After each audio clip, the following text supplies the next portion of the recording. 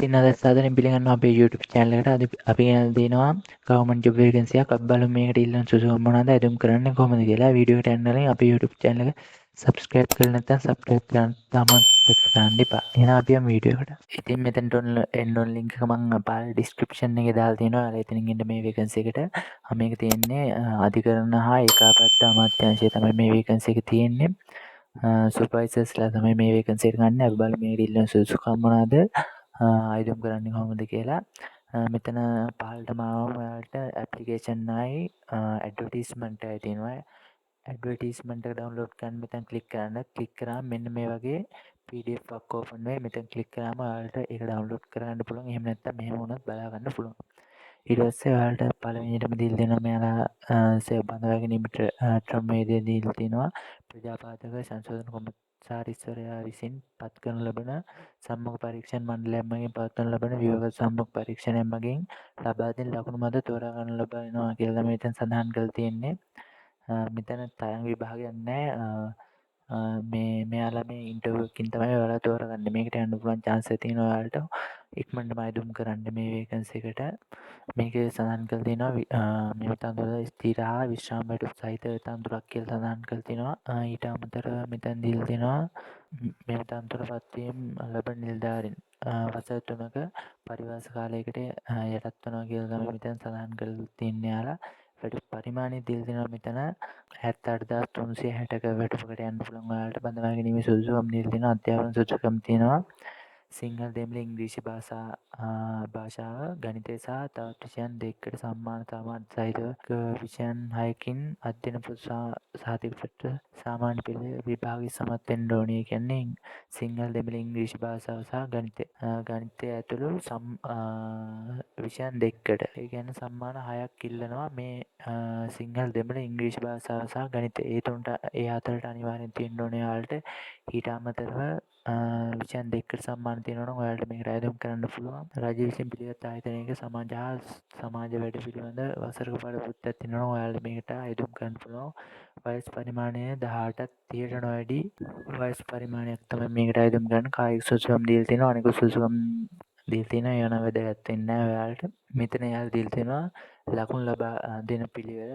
ලකුණු වල තමයි ඉන්ටර්විව් බෝඩ් එකකින් ඔයාලව තෝරගන්නේ.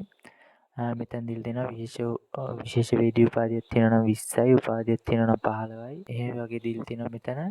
ඔයාලට ඉංග්‍රීසි දැනුම පිළිබඳ සුසුකම් ඉල්ලනවා මෙතන ඒවත් ඔයාලට බලා ගන්න පුළුවන්. ඔයාලට තියෙන ඒවා පරිගණක දැනුම ඒවත් ඉල්ලනවා. අතිරේක පළතුරුත් තියෙනවා නම් ඒවත් ඉල්ලනවා. ලකුණු ඔක්කොම දෙන්නේ ලකුණු 100යි. මේ ලකුණු 100න් වැඩිම ලකුණු ගන්න අය මේකට තෝරගන්න. ඔයාලත් මේකට අයදුම් කරගන්න. අයදුම් කරන ක්‍රමවේදය දීලා තියෙනවා. ආයුධම් පත්‍රය මෙම සමග දක්වා ඇති ආදර්ශ ආයුධම් පත්‍ර අනුකූල විය යුතුය. A4 කඩදාසියක සකස් කළ යුතුය. අදාළ තොරතුරු සමග අත්අකුරින් පැහැදිලිව ඇතුළත් කළ යුතුය. සෑම ආකාරයකින් සම්පූර්ණ නොවන මූලික සුදුසුකම් නොමැති හා නියමිත දිනට පසුව ලැබෙන හා ආදර්ශ ආයුධම් පත්‍ර අනුකූල නොවන ඉල්ලුම් පත්‍ර දැනුම් දීමකින් තොරව ප්‍රතික්ෂේප කරනු ලැබේ. අදාළ ඉල්ලුම් පත්‍රය පිටපත් ළඟ තබා ගැනීමෙන් ප්‍රයෝජනවත් වනු ඇත. ඉල්ලුම් පත්‍රය ලැබුණු බව දන්වන්නේ නැහැ කියලා තමයි මෙයාලා සඳහන් කරන. මේ ක්ලෝසින් ඩේට් තියෙන්නේ 10/24. මේ තව දවස් 5ක් වගේ තියෙනවා. ඔයාලා මේකට ඉක්මනටම අයදුම් කරගන්න. මේ වීඩියෝ එක දකිනකොටම මෙතන යාලා ඇඩ්‍රස් එක දීලා තියෙනවා.